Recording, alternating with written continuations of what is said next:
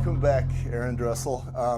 So I want to cover a little more Okay. about the turnover rate, because I'm sure that the turnover rate has much to do with maybe a new realtor, and not always, but perhaps we hit that first, who might have all the tools they need. You know, they might have the management skills, they might have the psychology skills, they might have, you know, even some of the marketing skills. But based on what you're seeing, what are the turnover rates first off, and then what can a new realtor do so that he avoids being one of those statistics? That's a great question. So when I got into the business 17 years ago, I was told at the time that 13 out of 14 people don't make it past 2 years. 13 out of 14. Don't make it past 2 years. It's like 95% or something like that. So you look at like the National Association of Realtors publishes different reports every year, and it's about 80% of agents in their first year do not renew. Mm-hmm. And then of those agents, of that 20% that do renew, 80% of those do not make it past 2 years. Wow. So that's a lot of that get in and just don't last very long. And I think there's a couple different factors that come into play. One of them being, we talked a little bit about in the last little bit about how there's that some agents experience difficulties up front, and they kind of run into those issues as they're learning how the business works.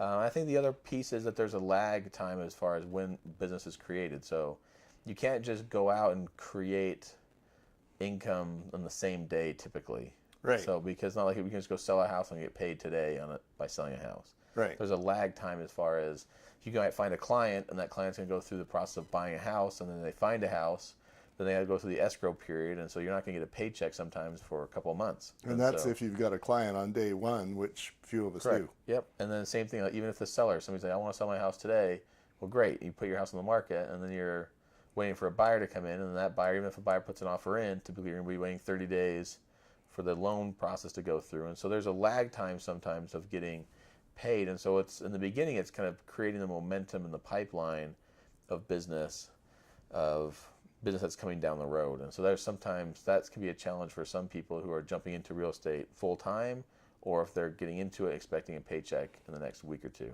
So one of the bullet points is don't plan on getting rich quick. Not right away. I mean, that'll be difficult to get a paycheck in the first week or two. Yeah, and to some extent, it's kind of like running any other business. You just know that you're not going to be making any money for the first 6 months. That's pretty safe. Yeah, I mean, you can.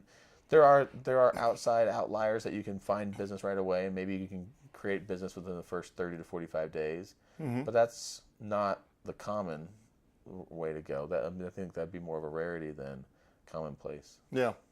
Yeah, it kind of reminds me of getting a train started. You know, you've got to be nose to the grindstone, and after week one, you still haven't got the train moving very fast. No, I mean, that's definitely how it goes. I mean, especially, the analogy I heard when I got in the business was it's like a rocket ship. I mean, a rocket uses 80% of its fuel before it even leaves the atmosphere, and so when it does that, then when you're up in space, it only takes a little bit of fuel to move around up in space because you're not dealing with gravity and other issues. But that's a challenge. It's creating momentum in your business to get going and get that happening. Yeah, and I see another example too. I've got a good friend. I'll mention her name because she's awesome. Pam Montero. Okay. And she had her business just rocking. Yeah. And then she got in a bike accident that kind of screwed her up. You know her. Oh yeah. Yep.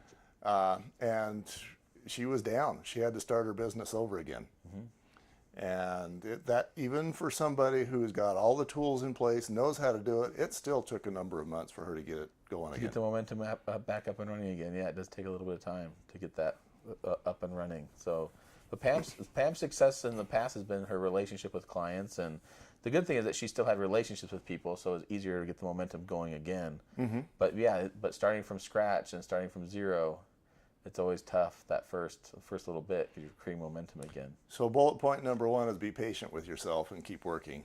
Yeah. Yep. Okay.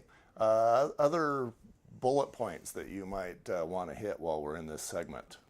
Well, I mean, if you're looking at the fallout rate to avoid, because in this piece, I mean, you're trying to avoid fallout. Right. And so It's just a matter of what are the best ways of creating momentum in your business, and that's going to be out creating conversations, and then we can talk a little bit more about that in detail about how do you create conversations with people and the different ways business can be structured to do that.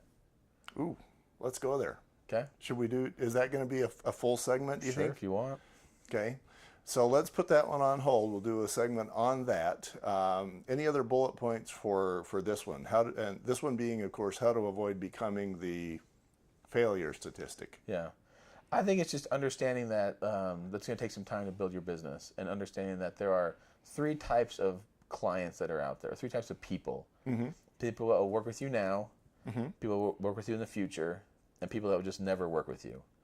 And being okay with either all those. And just understanding that the people that will work with you now are probably some of the hardest people to work with to convert to clients because they know they can be sold. So it's the same mentality that when you're dealing with a client, if you're running a clothing store and someone comes into the clothing store and they want to buy a pair of pants, the salesperson comes up to them and says, "Can I help you?" And what's the first reaction that person has? If a salesperson comes up and says, "Yeah," they say, "I'm just looking. I don't want to." Even though they're there to buy a pair of pants or buy whatever they're trying to buy, they are automatically defensive in that place because unconsciously they know they can be sold, and they don't want to be sold anything. So even though they're there to buy something, and that's the same challenge that a lot of agents will come across, and they might come across a buyer who's ready to buy now, and the buyer, when they say, "Well, can I help you?" and the buyer, "I'm just looking. They don't want to be sold into a house," and so. There's some skill sets that come into play to be able to work with people in that scenario, and at the same time working with people ahead of that process so that you can build a rapport with them, so that when they are ready to do something real estate related, that they're already comfortable with you and they don't see you as somebody who's coming at the last minute. And I think another key part to that is your own mindset. If you believe you're there to sell, they're going to get that. Totally. And they're going to keep you right here. They will. They'll smell commission on your breath. They'll smell the commission breath, and they won't want to deal with that. Yeah. So for me to be a successful realtor, which I will never be, that's not my path. The background check, right? Is that why? Just kidding. It's the meth. What can I say? It's the meth background. So.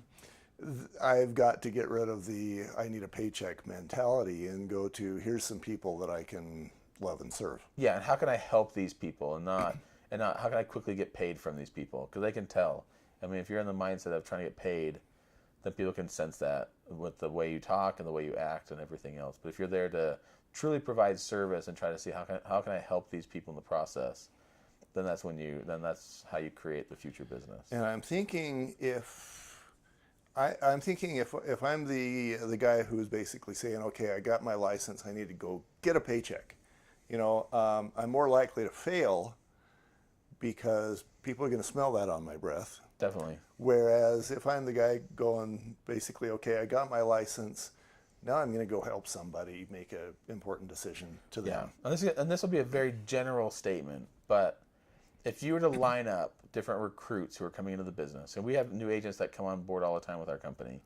We're at the Better Homes and Gardens office. We have all these different new agent trainings. Mm-hmm. And if you were to line up which agents would be the most successful, if you had like the used car salesman, if you had the telephone salesperson who'd been working for years, you had a PTA president mom, if you had a nurse and a teacher, if you had all those different people lined up to come in, they're all getting their real estate license. I'm picking the PTA president. I picked the PTA president, I picked the nurse, I picked the teacher.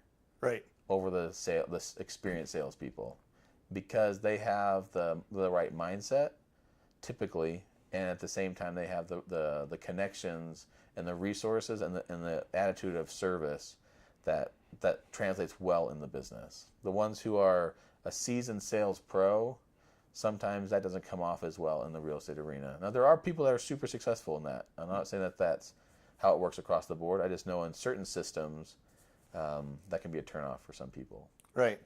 That makes perfect sense to me.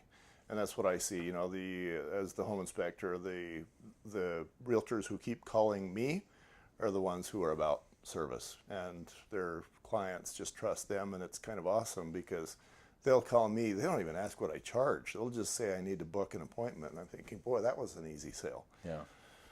And, so life is actually easier for me because the realtor is awesome. Yep.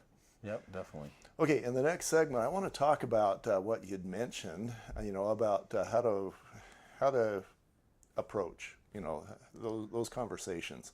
And we'll hit that. We'll be right back. Okay.